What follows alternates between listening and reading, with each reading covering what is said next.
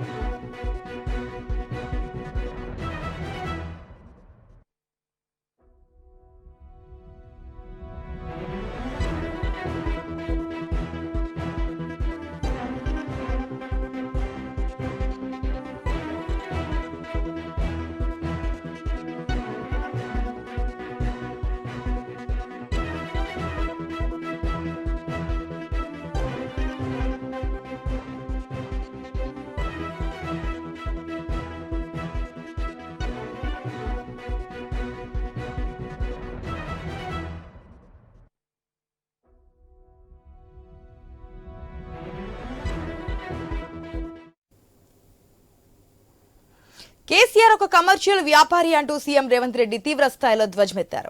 రాష్ట్రాన్ని వ్యాపార వస్తువులా మార్చి లాభాలు పొందారని విమర్శించారు. దశాబ్ది వేడుకలకు ఆహ్వానిస్తే రాని కేసీఆర్ అసెంబ్లీకి వస్తానంటే నమ్మేదెవరని ఎద్దేవా చేశారు. రాష్ట్ర అవతరణ దినోత్సవాలకు ఒకరోజు ముందుగానే గన్ పార్క్ వెళ్లడానికి ఆయన ఈసీ అనుమతి తీసుకున్నారని ప్రశ్నించారు. అయినా ఒకరోజు ముందుగా అమరవీరుల స్తూపం వద్దకు వెళ్లడం ఎందుకన్నారు. దేశం ఆగస్టు 15వ తేదీన స్వాతంత్ర దినోత్సవం చేసుకుంటే పాకిస్తాన్ ఒకరోజు ముందుగా నిర్వహిస్తోంది. అదే మాదిరిగా కేసీఆర్ ఒకరోజు ముందుగా అవతరణ ఉత్సవాలు చేసుకుంటున్నారన్నారు సీఎం రేవంత్. రాష్ట్ర అవతరణ వేడుకలకు హాజరు కాని ప్రధాన ప్రతిపక్ష నాయకుడు ఎవరైనా ఉంటారా అని ప్రశ్నించారు తెలంగాణ సీఎం.